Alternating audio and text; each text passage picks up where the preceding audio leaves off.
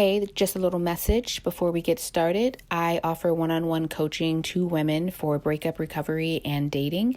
So if you're interested, just send me an email at tracie@tphtherapy.com. That's TRACIE@tphtherapy.com. And let me know if you're interested and I can give you information. We can hop on a very brief call to see what your needs are, either around dating and or breakup recovery. And I'm really excited to help you on your journey.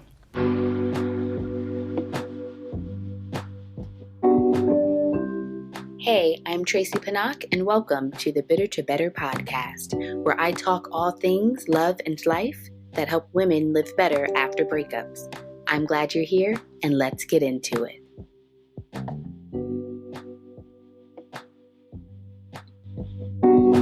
Today, we're talking about creating your morning routine.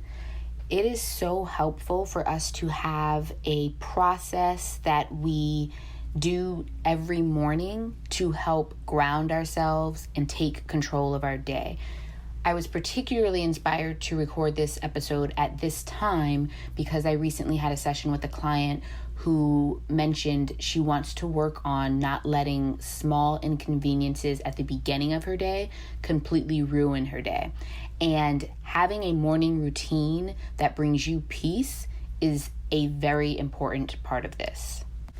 So when it comes to anxiety management and stress management, a morning routine is so key. I think of it like a vitamin for your nervous system. Just as you would take vitamin C for your immune system so that your immune system is as strong as it can possibly be before it comes into contact with, anything that might make you sick. I think of kind of a morning routine, or really self-care, and in this case, your morning self-care. I think of it as a vitamin for your nervous system so that you are kind of being as balanced as possible at baseline, so that when you come into contact with stressors in your day, you are better prepared to deal with them. So you want to think about what it is you need in the morning when you think about putting together a morning routine for yourself. So I will talk about what mine typically looks like, and then I want to kind of give you some pointers on creating your own morning routine. Because just like any self-care, a morning routine is unique to the individual. It's not one size fits all. It's something that we do in order to fuel our minds, bodies, and souls. So it's going to be, pretty specific to the individual. So the first thing you want to do is choose the time that you want to wake up. So for me, I like to wake up an hour before I wake my kids up so that I have an hour of quiet time, because it could possibly be the only hour of quiet time that I have in my day until my children go to bed. The thing about my children going to bed is that I also am usually ready to go to bed at that time as well. So then I may not always have much time to myself after they go to bed, because I might go right off to sleep sometimes. Or I will try to have that time to myself, reading a book, watching a show, and I will just pass out.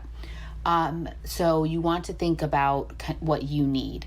So what time do you need to wake up in order to get to work or get your kids to school or do whatever it is you need to do for your day?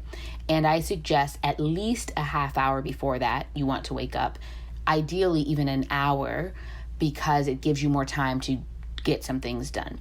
So for me, I wake up at 5:45 a.m. and I relish in the silence of it all first. When I'm doing my best morning routine, I do some sort of gratitude practice as soon as I wake up, and that can be as simple as thinking about the things that I'm thankful for, saying them out loud.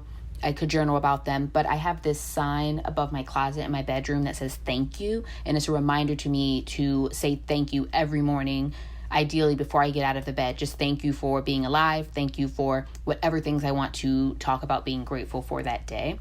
And then I get out of bed and I want to get my lemon water. It's just kind of the start to my day. I track my water intake, so it's kind of a quick, easy way for me to jumpstart getting enough ounces of water. But I also do that because I drink coffee every morning, and that's going to dehydrate me because of the caffeine.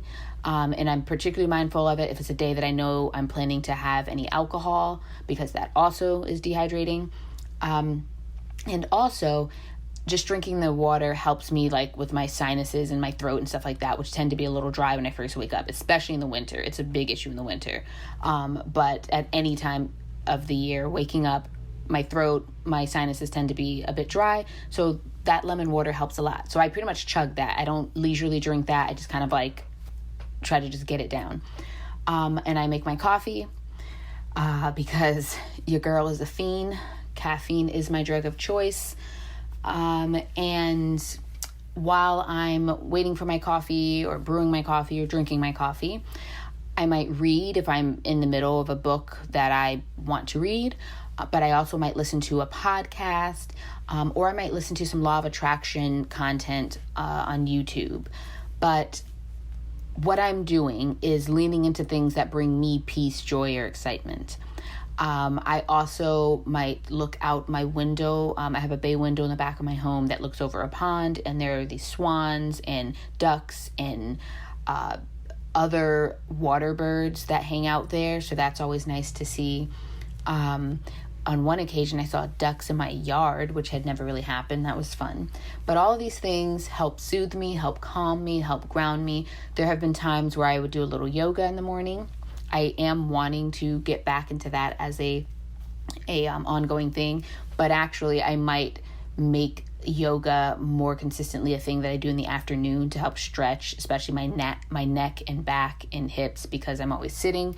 But for the most part, I just described my typical morning routine, and I have to say I notice such a difference in my mood and my functioning on the mornings where I do that routine versus the mornings where I don't. And it's very helpful for me to know. So like on mornings when I might not do it and I feel the impact of that, it kind of gets me right back on track, because I'm like, oh yeah, no, I don't like the way I feel and the way I function when I don't start out my morning with this routine. So having a morning routine is so helpful and so beneficial to being able to calm yourself, take control of your morning. It really makes you less susceptible, or I should say maybe more tolerant to minor inconveniences that come your way during the day. It makes you better able to tolerate them. Do you like what you're hearing? Are you picking up what I'm putting down? Want to help the pod? If so, please know it's greatly appreciated, and I welcome you to support the Bitter to Better podcast however you can. Might I suggest a few options?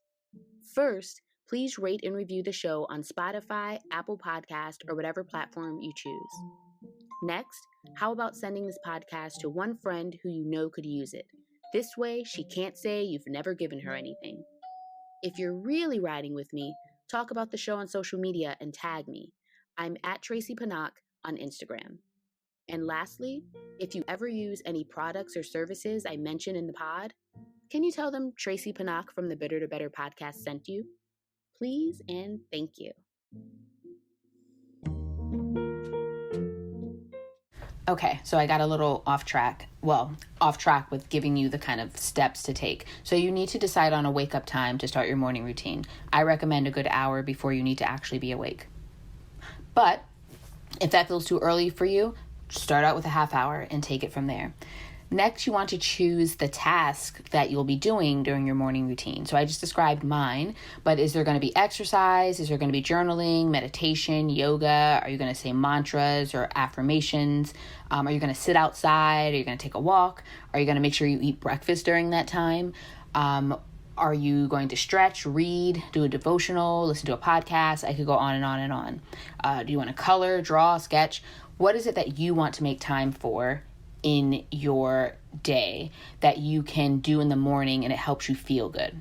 So you want to pick the wake up time and the task. And then ultimately you want to set yourself up for the best chance of success. So what do I mean here? You want to set yourself up for actually doing this routine and doing it consistently. So I highly recommend setting an alarm to wake you up. You may even want to make a list that you, like on a Post-it or something, that you stick to your mirror or to your wall, that list the task that you're going to do in the order that you want to do them. So making your coffee, journaling, stretching, whatever it might be.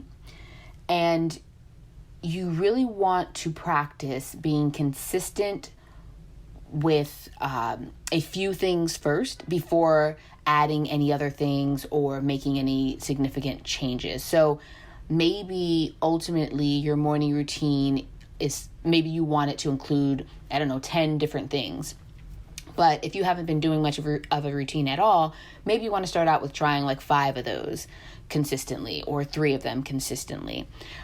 So, start out with, maybe, making your coffee and having your coffee is a given, but you want to start bringing in stretching. So maybe you make sure you, so one of my favorite things is to, use YouTube and create playlists of videos that you like, and start out with something that's a 5-minute stretch, and do that, for the next week, and show yourself that you're consistent with that. And then add in the next piece that you want to do. Maybe you want to start meditating. So maybe you add in your meditation piece of it as well. So just think about doing this. I mean, we know that sustainable change and sustainable habit building happens in increments. Going from 0 to 100 with something tends to burn us out. We may be really great at it initially and really motivated initially, but then that can start to die down, rather than incrementally instituting these things into your life in a way that they become an actual habit, meaning they take less energy mentally to get yourself to do them because you've become so used to them. So that's just a tip if you find yourself struggling to maintain a routine.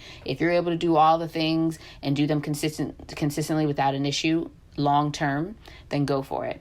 But that's just a thought if you want this to really be a healthy lifestyle habit.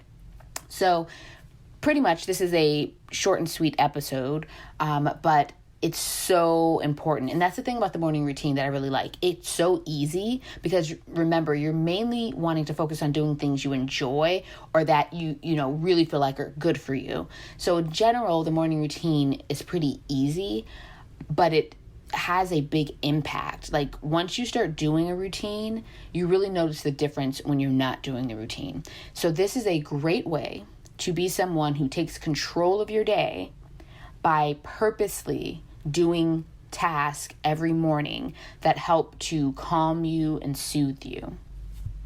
All right, that's all I have for today.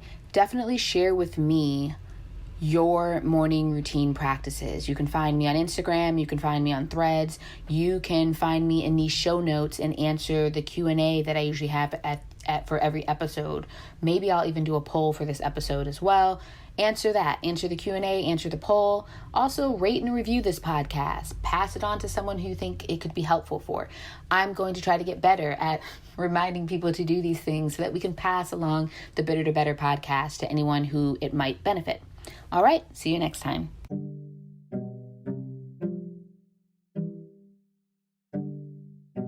Hey, by the way, I can be found in other places besides this podcast. Just search my name on YouTube and you'll find my channel. Subscribe for periodic how-to videos for dealing with breakups and mastering dating. That's right, I said mastering dating. It's a skill, ladies. I can also be found on Instagram at Tracy Panak. And lastly, I most encourage you to join my email list where you get breakup and dating support delivered to your inbox, in addition to getting the most exclusive access to my programs and coaching services. My email list subscribers are the first to know when my coaching programs launch and the only people to get discounts when they're offered. As always, I'm glad we got into it and looking forward to next time.